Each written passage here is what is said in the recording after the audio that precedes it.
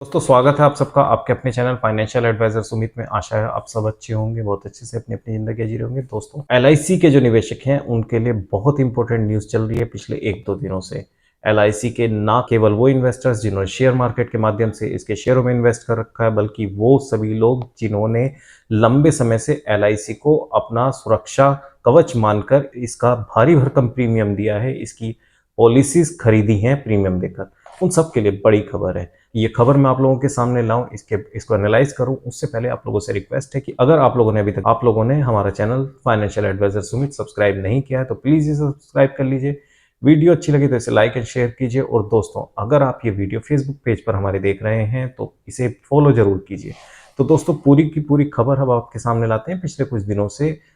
Various social media के platforms पर कांग्रेस और विपक्षी दलों के पेजों से इस तरह की खबरें लाई जा रही हैं कि 39 बिलियन डॉलर की भारी भरकम रकम शेयर अडानी की कंपनीज में मोदी गवर्नमेंट ने फाल्स बेल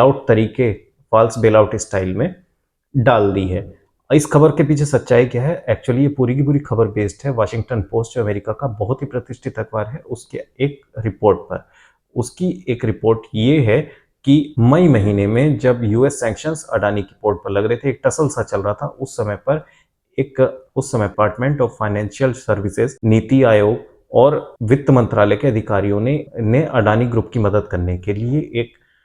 ड्राफ्ट तैयार किया। उस ड्राफ्ट का मसौदा ये था कि अडानी ग्रुप के से बॉन्ड्स जारी कराए जाएं और उन बॉन्ड्स को एलआईसी जैसा एक प्रतिष्ठित नाम खरीदे, जिससे कि पूरे के पूरे जब ये खबर आए कि एलआईसी इस अडानी ग्रुप के इन बॉन्ड्स में निवेश कर रही है, यानी कि इसकी स्थिति बहुत अच्छी है, तो यहाँ पर जो है 39 बिलियन डॉलर यानी 33 से 34 हजार करोड़ रुपए,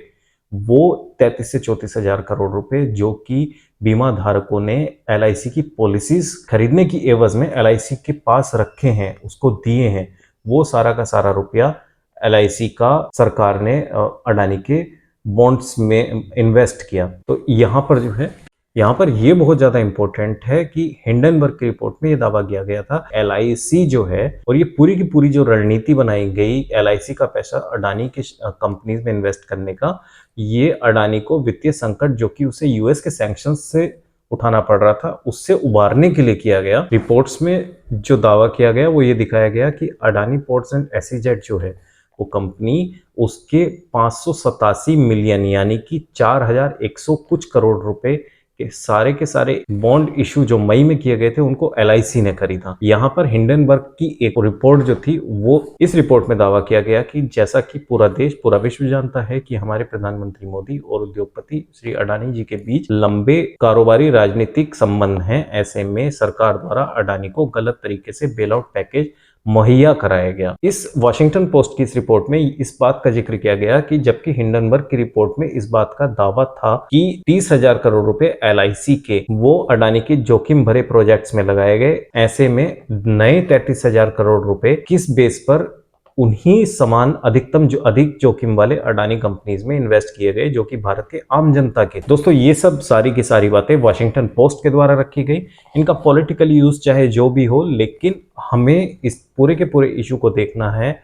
कि हमारा पैसा कैसे सुरक्षित है, हमारा पैसा सुरक्षित है या नहीं, चाहे वो हमने स्टॉक्स के माध्यम से किया है या फिर हमने पॉलिसीज के माध्यम से किया है एलआईसी में इन्वेस्ट। तो यहाँ पर आप लोगों को कुछ चीजें समझकर चलनी चाहिए कि एलआईसी के जो है पहले हमें एलआईसी का पक्ष जान लेना चाहिए। एलआईसी का पक्ष बिल्कुल क्लियर है इस मामले पर। एलआईसी की जो आधिकारिक प्रतिक्रिया इस बात पर आई है वो ये आई है